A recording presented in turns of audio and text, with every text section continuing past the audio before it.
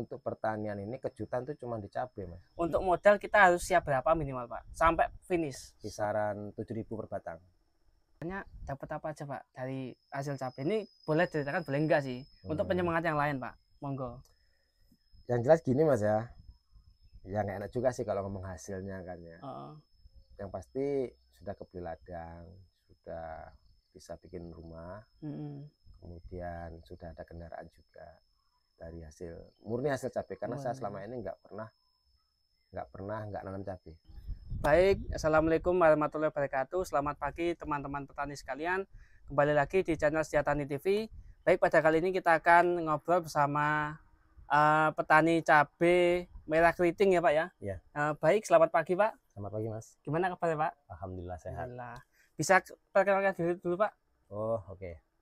Saya perkenalkan, nama saya Wayaneka Saputra. Saya petani dari Lampung Tengah, Kecamatan Selagalingga. Dan saya punya slogan. Apa itu Pak? Slogannya itu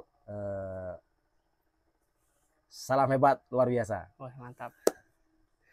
Harus tetap semangat terus ya Harus Pak tetap ya? semangat. Apalagi dengar harga cabai sudah 30 ke atas ya Pak ya? Untuk per hari ini udah 30-an. 30.000 ya Pak ya? Mungkin bisa diceritakan Pak, untuk lahan sampah ini luas berapa, varietas apa, kemudian total berapa ribu batang Pak? Untuk areal kurang lebih setengah hektar. Setengah hektar ya. Terus untuk jumlahnya kurang lebih sekitar 10.000 batang. 10.000 batang. Varietas apa Pak? Varietas Siostapi. Oh Siostapi. Dari kapal terbang. Jadi alasan milih Siostapi apa Pak? Yang jelas untuk ketahanan virus, termasuk bertahan walaupun dia terkena keriting, nanti pulihnya lumayan cepat. Terus untuk tingkat nyantol buahnya lumayan bagus. Itu dibanding varietas lain ya. Kita nggak usah sebutin, nggak boleh Pak ya. Ya nggak mengurangi rasa hormat. Yang jelas untuk sementara ini saya masih di Siostapi ya. Memang seperti itu. Memang banyak Siostapi Pak. Itu bukan apa istilahnya ngomong perjualan, cuman memang pada senang itu. Mungkin ini Pak untuk pembuka ya. Kalau untuk lahan setengah hektar yang Bapak sampaikan tadi itu, untuk modal kita harus siap berapa minimal Pak? Sampai finish. Sampai finish termasuk biaya petik. Iya semua. Kita harus siap berapa minimal? Jadi gini Mas ya, kalau untuk biaya itu kan tergantung dari cost kita sebetulnya. Karena cabai ini bisa dibikin boros, bisa dibikin irit juga. Terkecuali untuk pestisidanya. Kalau itu mau nggak mau, terutama insek. Nah kalau untuk modal dari dasaran atau pemupukan itu tergantung cost kita. Cuman kalau selama ini sih saya masih di standar, untuk di permodalan di standar kisaran 7.000 per batang. Oh, 7.000 rupiah per batang. 7.000 rupiah per batang. Oh, per batang. Jadi kalau 10.000 ya kurang lebih di antara 70 jutaan. 70 jutaan ya Pak ya, untuk lahan setengah hektar dengan populasi 10.000 batang. 10 batang. Ya, itu sedikit gambaran Pak untuk teman-teman di sana, siapa tahu ya tertarik untuk nanam cabai Pak. Karena ya potensi sangat menjanjikan. Ya kalau Mas potong, kalau untuk pertanian memang untuk kejutan nggak ada mengalahkan di cabai sebenarnya. Selama ini saya alami cabai yang luar biasa kejutannya. Juga dia nggak sekali petai ya Pak ya. Iya, nggak sekali petai. Contoh kayak tanaman lain kayak semangka, melon itu kan sekali petai Pak. Ketika kita mau naik ya naik, kita mau ajul ya ambil sekalian Pak ya. Tapi kalau cabai kan masih ada kemungkinan, Misalnya hari ini 20, besok bisa 30, bisa 40. Oh, kan harganya fluktuatif ya, naik turun ya Pak. Itu sekilas ya untuk pembuka. Jadi ini Pak, untuk mengawali, kalau cabai ini persiapan apa aja Pak? Dari awal, kemudian nanti tanam, kemudian nanti perawatan. Kita mulai dulu dari persiapan lahan. Untuk sampean persiapan lahan seperti apa Pak? Untuk persiapan lahan seperti biasa, kita tetap menggunakan kohe. Saya menggunakan kohe ayam. Itu kalau lahan setengah hektar kurang lebih di kisaran 400 sak. 400 sak setengah hektar ya Pak? Setengah hektar 400 sak. Terus dasarannya tetap pakai kimianya fosfat, masukkan di sana. Terus kapur wajib, kapur. Terus tetap kita lakukan juga nanti pakai trichoderma untuk mengantisipasi jamurnya Mas, untuk olahan fusarium ya. Jadi dikupas Pak, tadi kan sampai udah bilang kohenya 400 sak, kemudian dolomit sama fosfat pakai apa? Pertipos Pak? Pertipos. Nah itu kita bedah Pak, pakai berapa sak Pak? Kalau saya ini, nah itu Mas, makanya saya bilang semua kan tergantung kos kita ya. Kalau saya kemarin makainya 4 kintal. 4 kintal ya. Untuk kapurnya 1 ton. Kapur 1 ton, terus kemudian fosfatnya 4 kintal. Nah itu kemudian kalau untuk lahan segini Pak, habis berapa gulung mulsa Pak? Kebetulan saya pakai mulsa perak, kalau setengah hektar tuh berkisaran di 90 kilo. 90 kilo ya. Untuk satu gulungnya 10 kilo ya Pak? Ya kisaran itulah, ada yang 10 kilo, ada yang 9 kilo. Wes, luar biasa. Berarti sebelum tanaman sudah banyak banget ya modalnya Pak ya? Belum selang drainasenya juga, selang dripnya. Kita pakai selang drip. Nah itu kalau dikupas lagi berapa gulung habisnya Pak? Kalau setengah hektar berkisaran, kalau yang untuk drip 3/4-nya sekitar 22 kotak Mas. 22 kotak ya. Itu yang selang baginya Pak ya? Ya, selang baginya. Selang bagi. Belum yang selang induknya, yang 3 in. Ya, yang 3 in. Nah itu kan sampai tadi bilang istilah persiapan lahan baik dari dolomit, fosfat sama kohe. Kemudian tadi sampai bilang trichoderma itu aplikasinya bagaimana Pak yang bagus? Itu sebelum tanam kita kocorkan dulu. Nanti untuk trichodermanya 2 kali pupuk kita masukkan trichoderma. Jadi enggak saya campur Mas. Oh enggak dicampur. Beda trichodermanya. Khusus untuk mencegah jamur. Jadi sebelum tutup mulsa dikasih? Bukan. Jadi setelah olah lahan di rotari tutup mulsa, sebelum penanaman kita kasih trichoderma dulu. Nanti 2 atau 3 hari baru tanam. Baru tanam ya. Baik, itu berarti persiapan lahan sebelum tanam ya intinya Pak ya. Nah setelah tanam nih Pak, nah masuk pupuk, kita masuk ke pemupukan deh. Nah kalau pupuk pertama itu masuk usia berapa hari Pak? Kalau pemupukan di usia 7 hari setelah tanam. 7 hari ya. Kan nanti kalau pupuk ini kita bedakan 2 fase Pak ya, pertumbuhan sama buah. Nah kalau pertumbuhan fase pertama itu 7 hari, kemudian berapa hari lagi Pak? Kalau masa vegetatif Mas, pertumbuhan ya. Itu pakai 16-16. Kemudian ditambahkan juga pupuk mikronya. Itu sampai umur 35 hari. Sampai 35 hari Pak. Nanti baru kita pakai yang winner atau blower. Oh, masuk ke buah. Nah, itu sampai 35 hari, selangnya berapa hari sekali, Pak? 7 hari sekali. Oh, 7 hari sekali kita jadi 7 hari sekali berarti 5 kali kocor. 5 kali kocor kita ya. Ganti pupuk. Nah, itu yang kimia sama yang mikro tadi campur jadi satu. Campur jadi satu. Oh, itu ada lain nggak Pak selain itu? Dalam 1 minggu sekali pupuk kimia 1 kali, kemudian kita kocor kalsium 1 kali, nggak kita campur kalau untuk higros. Cuma kalau untuk kalsium yang lain kita campur. Kita campur ya. Pupuknya. Kalau untuk higros kita bedakan. Karena itu larutannya nitrat ya Pak ya. Iya. Nitrat tuh ya khusus lah intinya. Lebih ini. Kalau untuk ini Pak, contoh asam humat itu sama masuk juga nggak Pak? Masuk juga. Campur yang kalsium biasa tadi. Iya, termasuk di pupuknya juga. Di pupuk juga. Asam amino juga masuk. Asam amino ya. Asam amino saya di awal Mas. Hari ini tanam misalnya bisa saya pakai asam amino. Untuk ini Pak, biar cepat lilir ya. Atau biar cepat tumbuh. Lilir tumbuh lah. Karena sebutannya beda-beda Pak setiap daerah Pak. Itu masuk di pupuk pertama. Jadi sampai 35 hari dengan interval 7 hari sekali Pak ya. Dengan yang kita masukin Mutiara 16-16, kemudian ada mikro di situ, pupuk mikro. Kemudian ada kalsium, asam humat, asam amino. Nah, kemudian kalau masuk untuk fase buah Pak, apa aja tadi bisa disebutin Pak? Kalau untuk masa pembuahan, saya biasanya kalau nggak pakai winner, pakai grower, nanti tambah lagi MKP, tambah KNO. Berarti yang dimasuk itu aja sampai usia? Sampai 5 kali pupuk ke depan. Jadi kita sampai panen itu 10 kali pupuk Mas. 10 kali pupuk buah. Pupuk buah. Karena 70 hari kita berhenti di pemupukan. Karena di sana kan udah mulai buah masak di umur 70 hari. Makanya 7 hari sekali kita pupuknya. Itu 10 kali pupuk berhenti. Tadi kan sampai bilang usia pertumbuhan itu sampai 35 hari kita ganti pupuk. Setelah itu kita pakai winner, grower, MKP, KNO. Nah itu dipupuk 10 kali sampai usia 75 hari. 5 kali. Oh 5 kali lagi. 5 kali lagi. Totalnya 10 kali pemupukan Mas. Oh dari awal sampai panen pertama.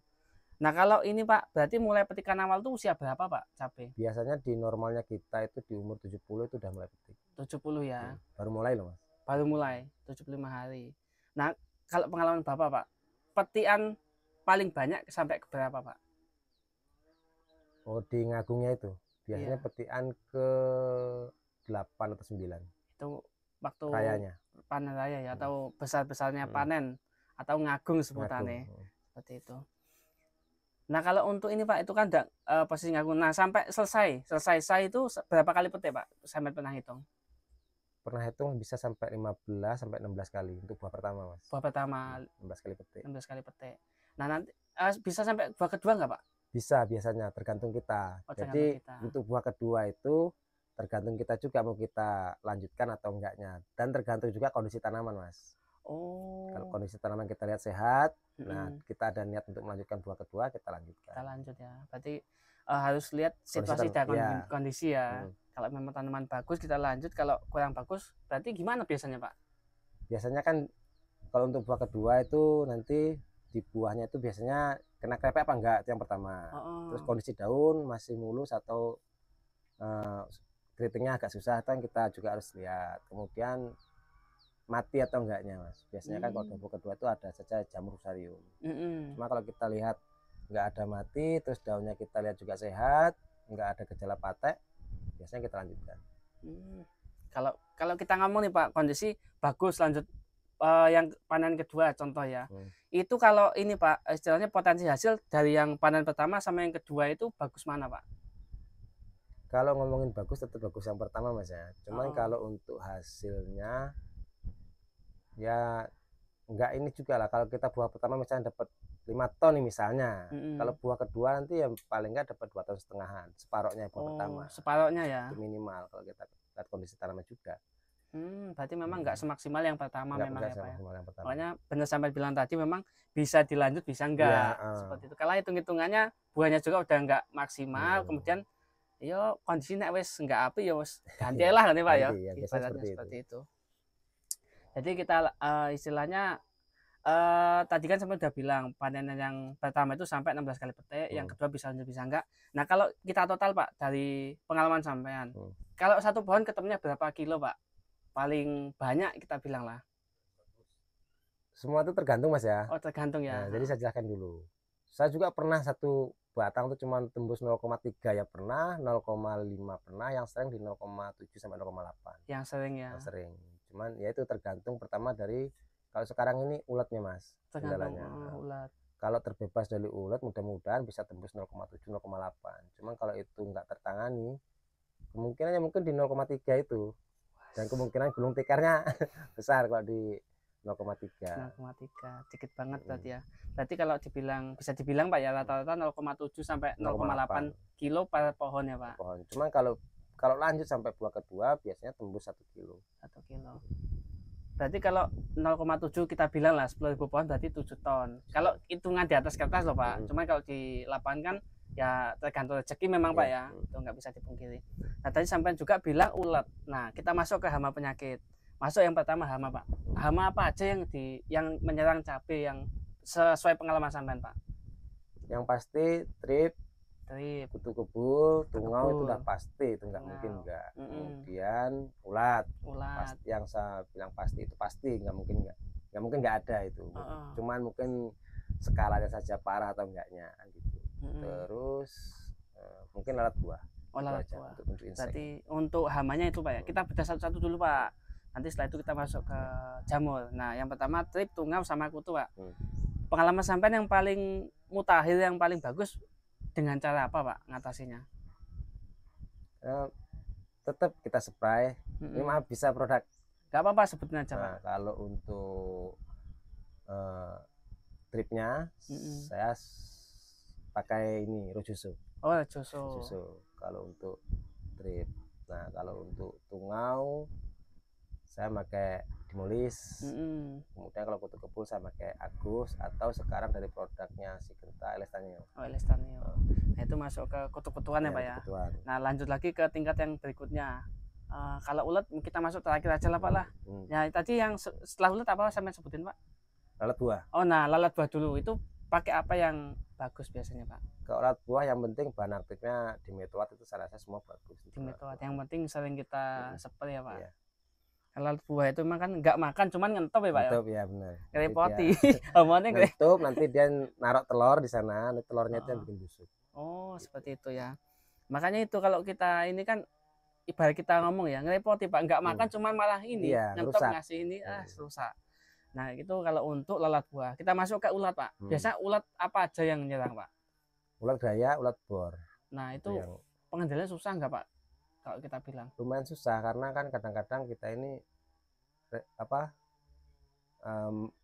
mengalami yang namanya resisten, kadang-kadang kebal gitu loh Mas. Jadi makanya terkadang juga setiap daerah beda. Oh pakai ini di sana mati, pakai di sini kok nggak mati ya. Kadang-kadang kan resisten.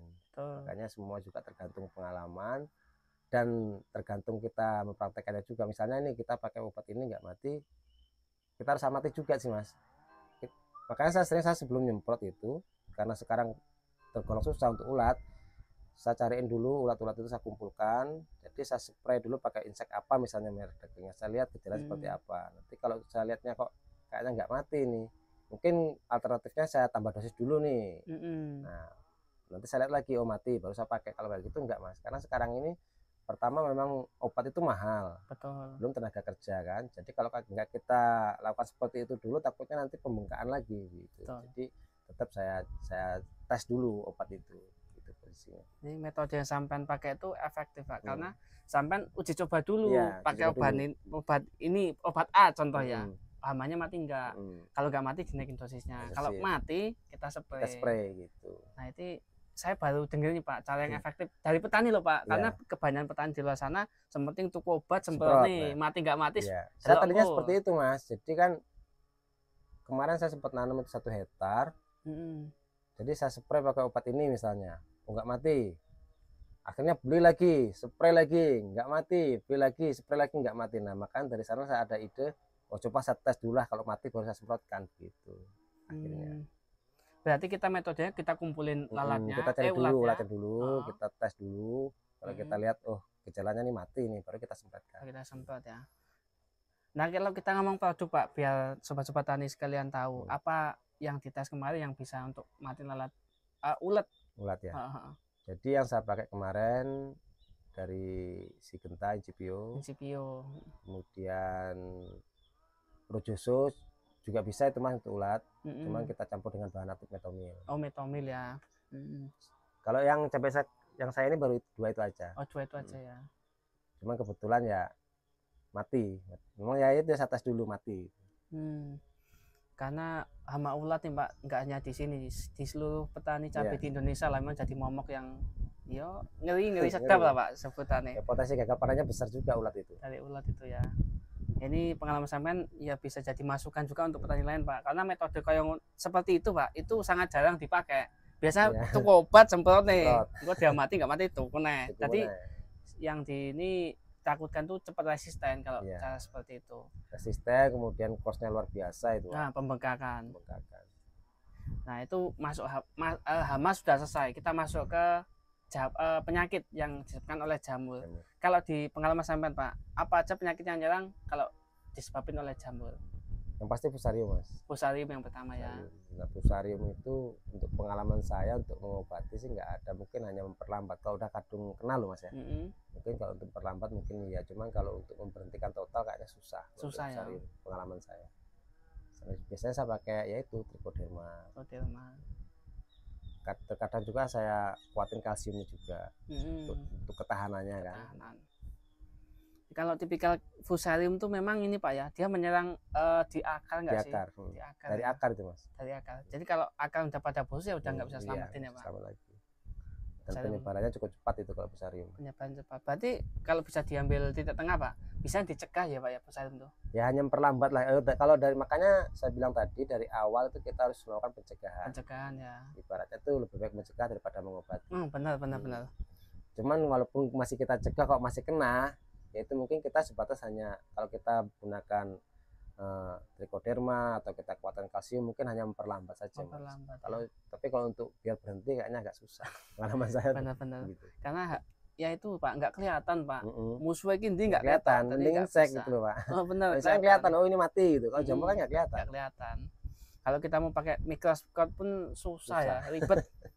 Berarti yang pertama fusarium bisa dicegah dengan cara trichoderma dan kalsium. Nah setelah ini Pak, selain fusarium apalagi Pak yang menyerang? Patah ranting. Oh patah ranting. Cuma kalau patah ranting saya selalu menggunakan Nativo. Nativo itu ya Pak ya. Untuk patah rantingnya. Itu kalau patah ranting kita lihat dulu ada gejala atau kita langsung pencegahan Pak? Kalau patah ranting biasanya gini Mas, saya lihat ada gejala 1 atau 2 ranting yang kena patah ranting, itu jangan ditunda lagi, langsung kita spray semua ya Pak. spray. Kalau saya sih kalau untuk patah ranting kita lihat ininya dulu sih Pak, pengalaman saya lihat oh kena nih baru saya semprot. Kalau enggak sih saya nggak menggunakan untuk bahan aktif Nativo loh Pak. Untuk apa produk Nativo. Cuma kalau untuk fungi kan biasalah kita pakai yang walaupun nggak ada gejala ini tetap kita pakai fungisida. Yang kontak ya Pak ya. Kontak. Sekelas Mancozeb dan lain-lain ya yang kontak. Propinep atau Mancozeb, Chlorthalonil kan gitu. Cuma kalau untuk Nativonya sendiri saya lihat dulu kalau begitu saya lihat ada 1 atau 2 ranting kena itu harus segera karena kalau enggak 2-3 hari pasti udah nyebar itu. Cepat juga ya Pak ya.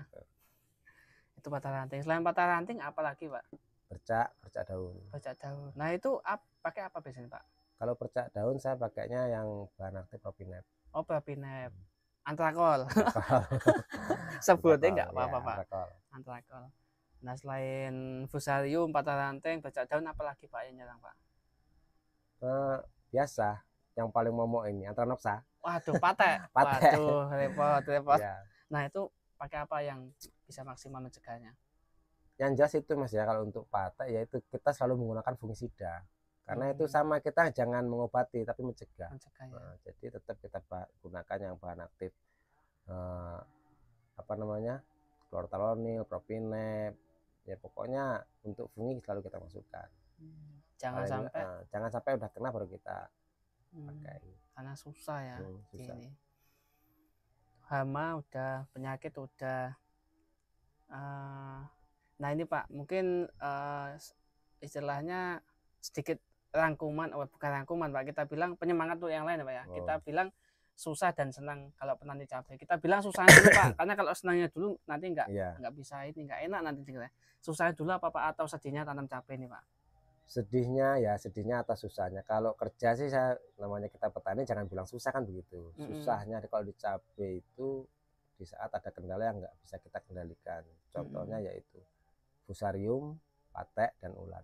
Itu yang kalau itu nggak bisa dikendalikan itu susahnya luar biasa. Pertama memang modal kita besar, terus tak terkendali itu kan sangat-sangat bikin kita ini. Tapi tetap nggak mengurangi rasa semangat, tetap kita ini juga. Kalau pengalaman saya gitu Pak. Jadi saat ada kendala tidak tertangani, kita coba terus, jangan mundur. Kalau mundur kita malah tambah ini dalam kan. Enak kita gas terus saja. Kalau saya pribadi jangan sampai melemah. Misalnya ini kita pakai ulat, contoh lah ulat misalnya, kok pakai ini nggak mati, saya cari obat lain, nggak mati, cari obat lain lagi. Karena kalau nggak kita carikan obat nanti ya habis buah itu, malah kita nggak petik. Karena kan modal kita sudah banyak di sana. Itu contohnya seperti itulah kalau untuk susahnya. Susah atau sedihnya ya Pak ya. Sedihnya. Ada lagi nggak Pak? Harga yang pasti. Harga ya susah itu juga keluhan semua petani sih Pak ya. Kalau harganya murah ini yang waduh modal kita besar, harganya kok murah, waduh itu. Nah untuk masalah harga Pak, bisa disiasati nggak sih Pak dengan jadwal tanam? Biasanya sih Mas ya, kalau pengalaman saya untuk di cabai biasanya tapi kalau bisa panen di akhir tahun. Oh di akhir tahun panennya. Antara bulan 11 bulan 12 biasanya di sana ada harga biasanya. Itu sesuai pengalaman ya. Nah ini balik lagi Pak, saat ini berapa Pak harga Pak? Saat ini udah mulai naik Mas. Kalau kemarin kan 20-an. Sekarang infonya sudah 30-an. 30-an. Itu nah, kita bilang harga Pak. Untuk cabai kita bilang harga kita udah untung itu minimal berapa Pak? Kalau untuk sekarang ini Mas, karena modalnya besar ya.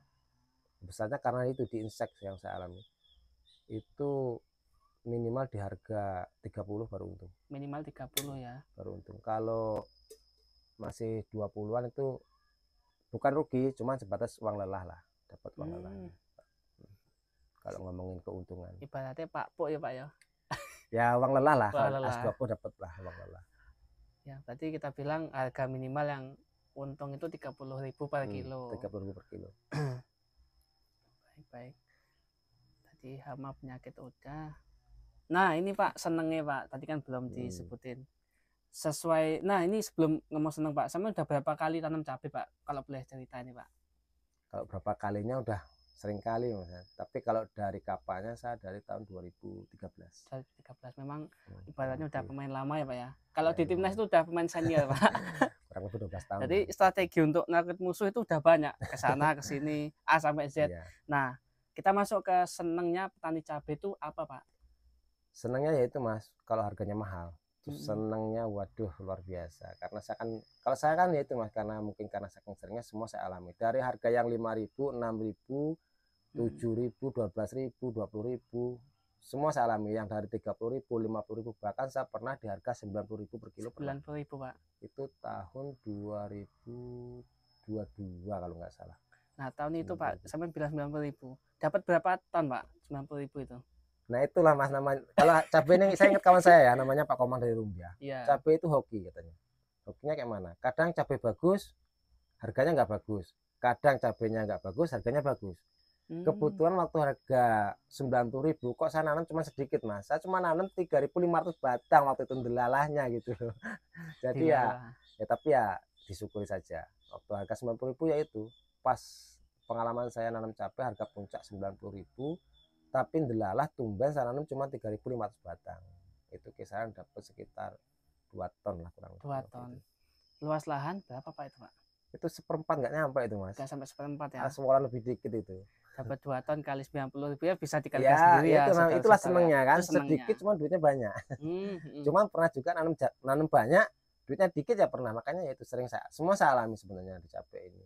Tapi ya itu karena saya merasa untuk pertanian ini kejutan tuh cuma di cabai Mas, dibanding dengan yang lainnya, entah itu jagung atau saya bukan kok bilang jagung itu nggak ada hasilnya atau singkong nggak ada hasilnya, bukan, karena dari situlah kita, maka saya hitung kalau cabai saya standar di harga di modal 7.000 per batang, itu termasuk ongkos petik Mas ya, karena saya kan masih tergolong modal irit Mas ya, beda dengan orang-orang di luar sana. Saya dengar info sampai 12.000 per batang, itu kan sudah luar biasa lah.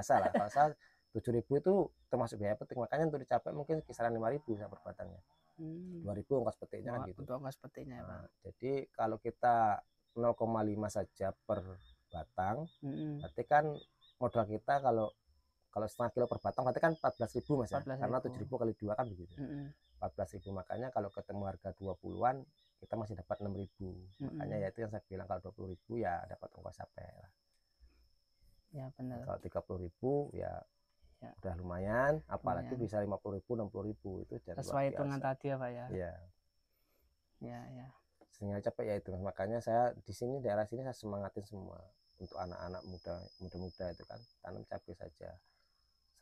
Pernah saya dulu modelin anak-anak bujang bahkan itu tanam cabai, tapi nggak lebar-lebar, paling ya 5.000 batang, 3.000 batang, 4.000 batang. Kalau yang tekun ya hasil, kalau yang nggak tekun emangnya gagal Mas. Makanya kan saya ini tekun nih, saya modalin. Ada yang kebeli motor, ada yang kebeli sapi, bahkan ada satu orang begitu hasil dia beli sapi 2, terus diternakkan. Sekarang kalau nggak salah udah sempet jual 2, sekarang udah 3 kalau nggak 4 sapinya dari hasil cabai. Dari hasil cabai ya Pak ya. Itu yang anak cabai ya. Nah ini ya mungkin sedikit privasi, tapi kalau boleh diomongin Pak, Saman udah apa istilahnya dapat apa aja Pak dari hasil cabai ini, boleh ceritakan boleh enggak sih, untuk penyemangat yang lain Pak, monggo. Yang jelas gini Mas ya, nggak enak juga sih kalau ngomong hasilnya kan ya. Yang pasti sudah kebeli ladang, sudah bisa bikin rumah, kemudian sudah ada kendaraan juga dari murni hasil cabai, karena saya selama ini nggak pernah nanam cabai. Dan pernah ada komoditi lain, katakanlah kayak singkong. Sekarang singkong harganya seperti ini ya, mungkin hanya kebutuhan hidup. Cuma kalau untuk mau beli tanah dari hasil singkong kayaknya susah Mas, kalau nggak lebar sekalian kan gitu. Kalau cuma punya singkong 2 hektar 3 hektar kan kecil kemungkinan kita bisa beli ladang. Cuman kalau cabai, kalau yang saya bilang tadi, kalau pas nasib kita bagus, pas ada hoki, nemu harga mahal, tonase tembus, ya itu luar biasa, hasilnya luar biasa di cabai. Ini saya udah kegambar Pak, dari awal tadi sampai sekarang memang cabai ini potensinya ya luar biasa. Cuman itu balik lagi tergantung rezeki atau hoki masing-masing Pak ya. Ketika kita dapat hoki rezeki ya bisa ngangkat kita lah semuanya Pak ya. Nah mungkin ini Pak untuk penutup, tadi kan udah sampai panjang lebar dari awal sampai sekarang udah komplit lah Pak ya. Nah mungkin sedikit motivasi Pak untuk sobat-sobat tani di sana, untuk anak-anak muda, istilahnya motivasi bagi orang semangat untuk usaha cabai ini Pak, monggo. Kayak untuk rekan-rekan sesama petani, maaf bukan menggurui, hanya sekedar berbagi pengalaman, terutama di petani cabai. jangan patah semangat, karena cabai itu pengalaman saya kuncinya satu, telaten dan harus mental baja. Jangan gampang down, karena semakin kita down malah semakin parah. Cuma semakin kita semangat, saya yakin kalau ibaratnya itu tanam gagal, masa iya terus-terusan gagal. Dengan catatan kita harus telaten. Intinya yaitu cabai itu telaten, jangan nggak telaten. Itu aja sih Mas, untuk motivasi di cabai khususnya. Baik, terima kasih Kuncinya banyak. telaten lah. Kuncinya telaten. Dan jangan patah semangat. Semangat terus. Kalau saya jatuh bangun tuh udah saking seringnya, cuman saya semangat. Ini masa berbagi pengalaman sedikit ya. Saya dulu ada saking kasihannya ngeliat saya Mas ya. Saya ini kan di cabai itu, ini nambah waktu sedikit Mas ya. Ini nggak apa-apa. Saya jatuh bangun sekitar dari 2013 ke 2019, berarti 6 tahun. 6 tahun saya jatuh bangun. Kalau hasil kejutan bahkan bisa dibilang nggak pernah. Mungkin antara gagal, balik modal, atau sebatas cepat uang lelah selama 6 tahun itu. Nah, tapi dalam waktu itu sering gagalnya. Cuman yaitu seperti yang saya bilang tadi, saya tetap semangat, saya nggak down. Sampai akhirnya ada orang yang bilang sama saya, karena saking kasihannya, Kak, mungkin kamu ini nggak cocok di cabai, mending nggak usah nanam cabai lah, kasihan saya ngeliat kamu kerja capek, rugi terus. Artinya sering rugi lah gitu. Mending tanam yang pasti-pasti aja, jagung atau singkong kan pasti gitu. Cuman mengingat karena saya bilang tadi potensinya itu di cabai luar biasa, jadi saya tetap semangat Mas. Jadi 2019 itulah awal saya mulai naik ngerasanya di cabai. Makanya saya bilang di cabai jangan down, harus tetap semangat, telaten. Bayangkan saya 6 tahun jatuh bangun itu, 6 tahun. Itu bukan waktu yang sebentar. Kalau setahun kita 2 kali saja tanam, itu sudah banyak Pak. banyak kali kan kita jatuh bangunnya itu. Makanya yaitu akhirnya dengan kesemangatan saya. Dan satu lagi, jangan malu untuk belajar. Sampai sekarang pun saya masih belajar. Saya nanya kawan, oh ini kendalanya begini kayak mana nih, saya tetap nanya sama kawan. Walaupun saya bisa dibilang udah sering nanam cabai, cuman cabai itu nggak ada orang pinter Mas. Karena semua kan berdasarkan pengalaman gitu loh. Pengalaman kita ini nggak mempan, jadi kita nanya sama orang yang mungkin ada pengalamannya beda kan gitu. Makanya pertama yaitu telaten, jangan malu bertanya. Nah, kemudian yaitu tetap semangat. Pantang menyerah. Ya, itu intinya. Karena sampai bilang tadi udah 6 tahun jatuh bangun, mentalnya memang diuji Pak. Saatnya untuk naik ini. Latihannya lama, 6 tahun latihannya. Sampai orang nyuruh berhenti itu kan karena saking kasihannya gitu Pak. Jadi ya itu tetap semangat saya. Ya, maka saya bilang sama orang-orang, cabai itu kuncinya telaten, jangan patah semangat, itu aja. Oke, baik, terima kasih banyak. Mungkin cukup sekian saudara-saudara sekalian ngobrol kita tentang cabai bersama Pak Wayan. Mungkin jika konten ini bermanfaat, ya alhamdulillah, kemudian bisa diambil istilahnya ilmu dan pengalamannya. Mungkin bisa kami akhiri. Jika ada salah kata, salah ucap, kami mohon maaf. Wassalamualaikum warahmatullahi wabarakatuh. Waalaikumsalam. Terima kasih banyak Pak. Sama-sama Pak.